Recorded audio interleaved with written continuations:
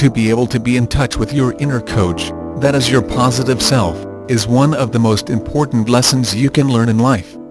This is especially true if you want to be able to take charge of your mind and control negative thoughts patterns.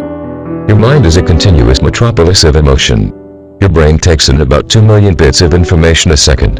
You are at this moment processing all kinds of different sort of information, some of which is important and some that is not. At this moment your brain is taking the information that it receives from all of your 5 senses, seeing, hearing, feeling, smell and taste.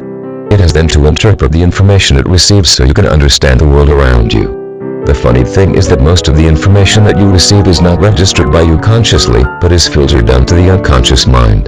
The reason being is that if you were aware of so much information coming in at the same time, you would go mad. Most traumatic experiences are usually filtered into the unconscious and forgotten until such a time that you are more able to deal with them. Then you will have flashback. This is your unconscious telling you that it is time to seek help.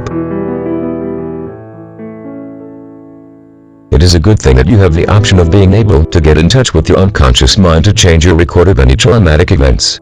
Many therapeutic intervention involves getting you to reframe an event. Reframing is just looking at a situation from another point of view. Similar to getting a pessimist to see the half-empty glass as a half-full one. Remember, if you have had a negative upbringing or have ever had a traumatic experience, then remember that there are other ways you could see the situation should you be trying to overcome that experience. Some people and children naturally bounce back from bad experiences with their self-worth in one piece. If you do need assistance of getting your self-worth back now you're an adult, seeing a therapist can help immensely. The way you see your experiences of life influences the inner voice that you hear every now and again. Remember, the inner voice doesn't just appear as some sort of sound in your head, it can also manifest as a feeling or in your dreams with an answer to your problems. As well as having an inner coach, you also have an inner critic.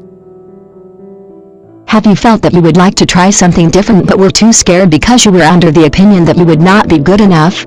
This feeling of being inadequate is your inner critic at work doing its usual thing of keeping you back and filling you full of fear by putting you down. The inner critic is the bit of you that takes no chances in life. If you let the inner critic rule your life, you will never ask that attractive person out on a date, or ask your boss for a pay rise, or have the guts to start your own business. If you don't have a can-do kind of attitude, more than can't-do attitude, then you need to cultivate the inner coach to make a positive change. Make up your mind what you would prefer to have, an inner coach or an inner critic. Your inner coach is productive and empowering, while your inner critic is damaging and subservient. Of course, you do need to be able to critique your attitude and behavior in a productive way, but the thing is, so many people end up by putting themselves down. Ask almost anyone how they're doing and they nearly all will come back with the words, "I'm getting there." They never tell you where they are getting.